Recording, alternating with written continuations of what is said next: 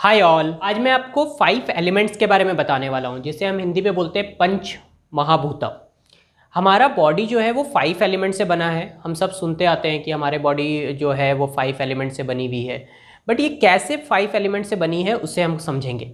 उससे पहले मैं आपको ये बताना चाहता हूँ कि जो एंशिएंट टाइम में हमारे ऋषि मुनि हुआ करते थे वो ये जानते थे कि इंसान आने वाले समय में इस चीज़ को भूल जाएगा, क्योंकि ये बहुत ही अद्भुत चीज़ है। ठीक है, इंसान चीज़ों को भूल जाता है समय के साथ, इसलिए वो इंसान याद रखे, इसलिए उन्होंने ये कॉन्सेप्ट बनाया कि वो 5 एलिमेंट्स को याद रखने के लिए उनके एब्रिविएशन को यूज़ करके उन्होंने भगवान वर्ड दे दिया।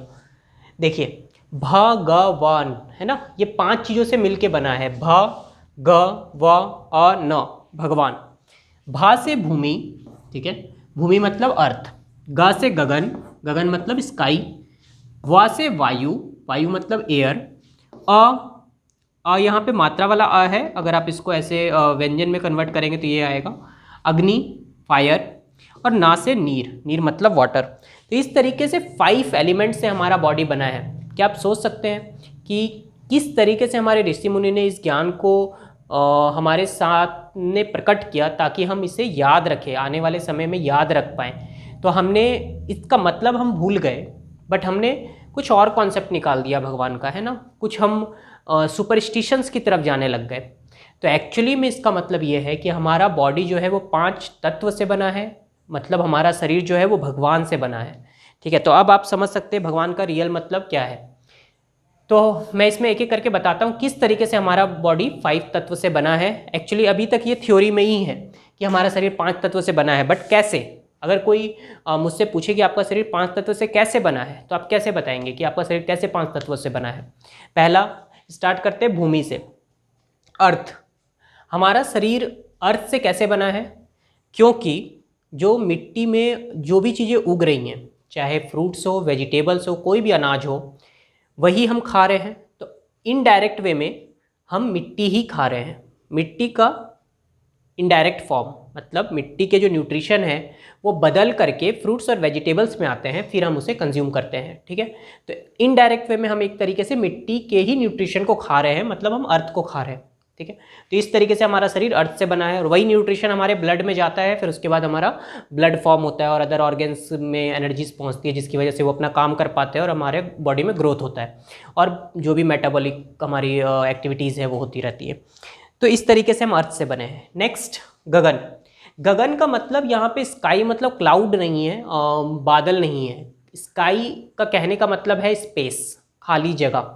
हमारे पूरे शरीर में बहुत सारी जगह जो है वो खाली है, जैसे लंग्स के अंदर, तभी हम सांस लेते हैं तो अंदर गैप में जो हमारे एयर सैक्स हैं उसमें हवा जाता है। इस तरीके से डाइजेशन के लिए स्टमक में, पेट में जगह खाली है ताकि फूड अंदर जाए। तो ये स्पेस अगर नहीं हो तो सब जगह चौक हो जाएगा, सब बंद हो जाएगा। तो इस तरीके से हमारा बॉडी जो है वो गगन से बना है, मतलब स्पेस से बना है ना। गगन का मतलब स्पेस होता है, स्पेस का मतलब खाली जगह। तो जो एक और चीज़ है यहाँ पर, जो बाहर की खाली जगह है, जैसे ये जो खाली जगह है और अंदर की खाली जगह, क्या वो अलग अलग है?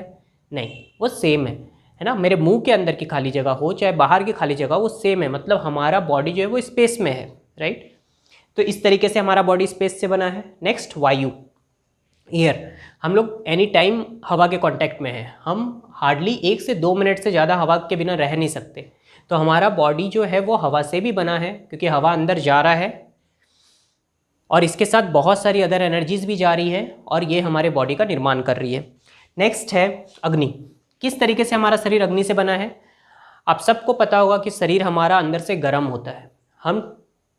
हमारा शरीर अंदर से गर्म होता है। अगर किसी इंसान का शरीर अंदर से ठंडा हो रहा है तो इसका मतलब वो डेथ के करीब जा रहा है। जैसे मरने के बाद हम बोलते हैं उसका शरीर शांत हो गया या ठंडा हो गया, तो इसका मतलब अगर इंसान अंदर से ठंडा हो रहा है या उसका ब्लड ठंडा हो रहा है तो इसका मतलब वो डेथ की तरफ जा रहा है, राइट।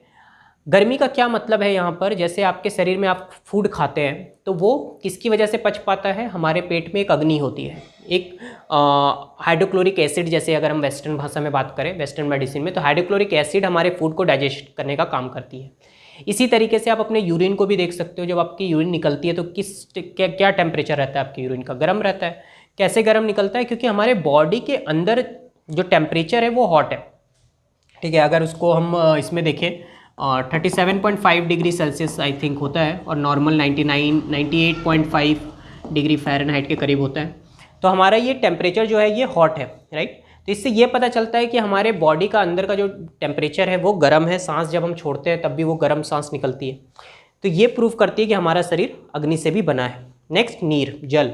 जल के बिना तो हम रह ही नहीं सकते। हमारा 72% of our body is made up of water. और अचंभे की बात यह है कि अर्थ भी करीब करीब इतने ही परसेंट वाटर से बना है। 75% हमारे अर्थ का सरफेस भी पानी से कवर्ड है। तो इस तरीके से हमारा बॉडी 5 एलिमेंट से बना है। इसी 5 एलिमेंट्स में किसी भी एलिमेंट में गड़बड़ होने की वजह से हमारे बॉडी में गड़बड़ होती है। अगर इस 5 एलिमेंट में से कोई भी एलिमेंट बहुत ज़्यादा या बहुत कम हो जाए तो हमारे बॉडी में बीमारियां आने लगती हैं। इसी को बैलेंस करते हैं हम ट्रेडिशनल मेडिसिन में। Traditional medicine, maximum of traditional medicine इसी ज्ञान पर बेस्ड है।